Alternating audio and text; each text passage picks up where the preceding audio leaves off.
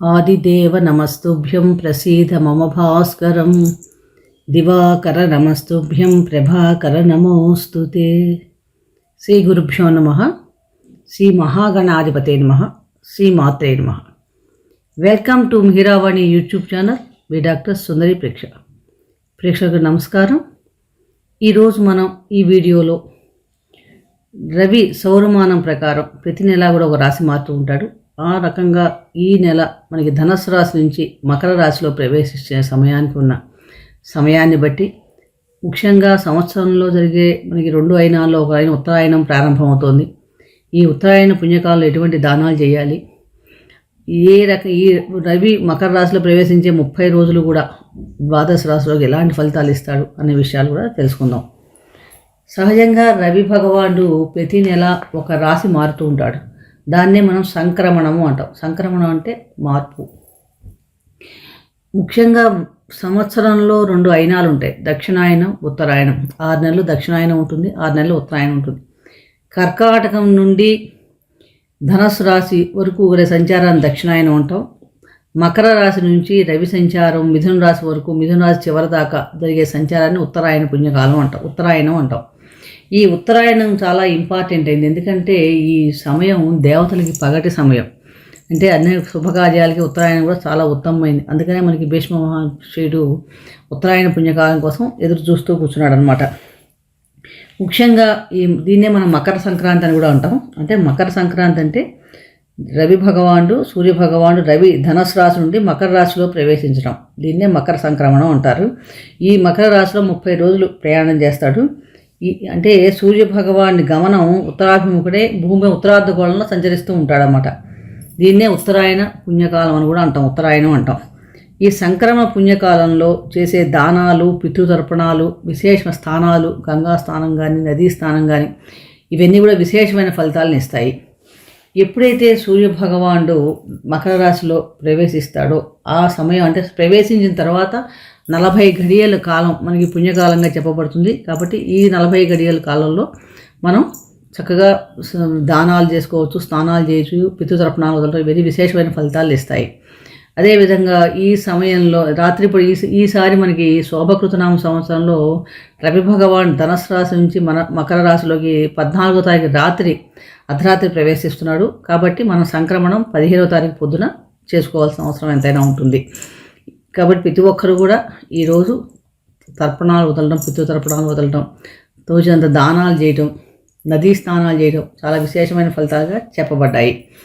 ముఖ్యంగా ఈరోజు చేసే దానాలు వారిలో ధాన్యం, బంగారం, కూష్మాండం చాలా విశేషమైన ఫలితాలు కూడా ఇస్తుందని చెప్పబడింది.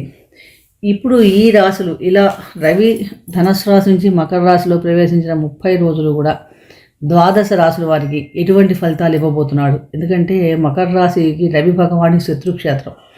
శని రవి అధిపతి, శని మకర రాశికి అధిపతి, శని రవికి శత్రువు. కాబట్టి ఇలా ఇప్పుడు అన్ని రాశుల వారికి ఎటువంటి ఫలితాలు ఇస్తాడు అనే విషయాలు మనం ఇప్పుడు ఈ వీడియోలో తెలుసుకునే ప్రయత్నం చేద్దాం.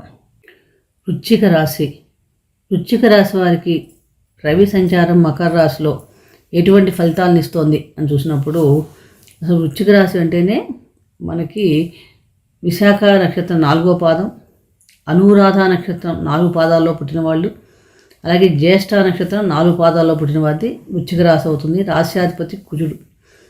వృశ్చిక రాశి వారికి రవి మిత్రుడే. కుజరాశి దశమాధిపతిగా ఉంటూ 3వ స్థానంలో సంచారం చేస్తున్నాడు. జనవరి 15వ తారీఖు నుంచి ఫిబ్రవరి 14 దాకా 3వ స్థానంలో సంచారం దశమాధిపతి. అంటే దశమ భావం అంటేనే మనకి వృత్తికి సంబంధించిన విషయం, కర్మస్థానం. దీనివల్ల ఈ సమయంలో మీకు ఎలా ఉంటుందంటే ఒక ధైర్యం, ఒక సంకల్పం, మంచి దృఢ సంకల్పాలను పెట్టుకుంటారు. అలాగే ఉద్యోగ సంబంధించిన ప్రయాణాలు కూడా ఈ మాసంలో మీకు ఎక్కువగా ఉండే అవకాశాలు ఎక్కువగా కనిపిస్తున్నాయి. ఈ సంచార సమయం, ఆ ప్రయాణాల వల్ల మీకు మంచి లాభం కూడా ఉంటుందని కూడా చెప్పవచ్చు. కెరీర్కి సంబంధించి ఎక్కువ ప్రయాణాలు చేసే అవకాశం ఉంటుంది. తర్వాత మీకు విదేశాల్లో కూడా కొత్త అవకాశాలు, మంచి అవకాశాలు రావటం, ఉద్యోగపరంగా కూడా రావడానికి అవకాశం ఎక్కువగా ఉంది. కాబట్టి ఆ అవకాశాలు మనం సద్వినియోగం పరుచుకుంటే కనుక మనకి చక్కగా కెరీర్లో మంచి గ్రోత్ ఏర్పడుతుందని చెప్పవచ్చు. మీ కమ్యూనికేషన్స్, ఉద్యోగంలో కమ్యూనికేషన్ రంగాల్లో పనిచేసే వారికి కూడా చాలా అనుకూలంగా ఉంటుంది. మీడియా రంగంలో కానీ ఇలాంటి వాళ్ళకు కూడా చాలా బాగుంటుందని చెప్పవచ్చు. ఆర్థిక పరంగా చూసినప్పుడు మకర రాశిలో రవి సంచరించి ఈ నెల రోజులు కూడా చాలా ఆర్థికంగా చాలా బాగుంటుంది. ముఖ్యంగా మీకు ఏంటంటే దూరదేశాలకు వెళ్ళటం కానీ, దూర ప్రాంతాలకు వెళ్ళటం కానీ, ప్రయాణాల వలన కానీ, అలాగే విదేశాలకు వెళ్ళటం కానీ, ఆదాయ మార్గాలు పెరగడం, ఎక్కువ డబ్బు సంపాదించే అవకాశం కూడా మీకు ఎక్కువగా వస్తుంది. అంటే ఈ ప్రయాణాల వల్ల మీకు సంతృప్తి కలుగుతుంది, ఆదాయం కూడా చక్కగా పెరిగే అవకాశాలు కూడా ఎక్కువ కనిపిస్తున్నాయి. అలాగే జీవిత భాగస్వామితో చిన్న చిన్న అంటే కొంచెం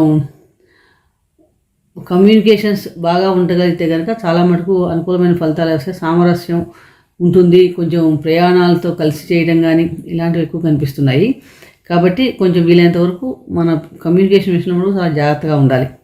ఆరోగ్యపరంగా చూసినప్పుడు చాలా బాగుంటుందని చెప్పవచ్చు. చిన్న చిన్న సమస్యలు అంటే మన వాతావరణ సమస్య వలన జలుబు రావడం కానీ, జలుబు, దగ్గు, భుజాల నొప్పులు, కండరాల నొప్పులు ఇలాంటివి ఉండే అవకాశం ఎక్కువగా ఉంది. చాలా మటుకు మీకు ఈ సమయంలో ఆరోగ్యం చాలా మటుకు బాగుంటుంది, శరీరారోగ్యం బాగుంటుంది చెప్పవచ్చు. మనస్సు కూడా చక్కగా చాలా ఉత్సాహంగా ఉంటుంది అన్నమాట.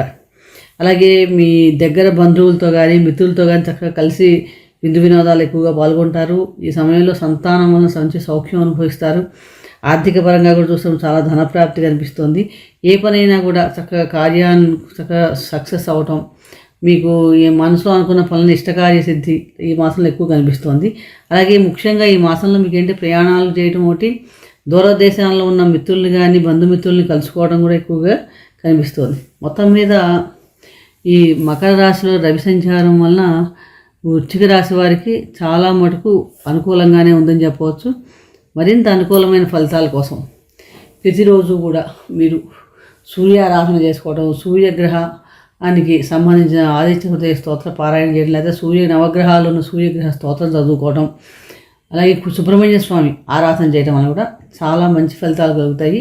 మంగళవారం నాడు కుదిరితే కనుక ఆంజనేయ స్వామి ఆలయాన్ని దర్శించండి. మరింత అనుకూలమైన ఫలితాల కోసం ఈ పరిహారాలు తప్పకుండా పాటించండి. మరొక రాశి గురించి మరొక వీడియో తెలుసుకుందాం. నచ్చితే లైక్ చేయండి, షేర్ చేయండి, సబ్స్క్రైబ్ చేసుకోకపోతే సబ్స్క్రైబ్ చేసుకోండి. సర్వే జనా సుఖినో భవంతు. శుభం భూయాత్.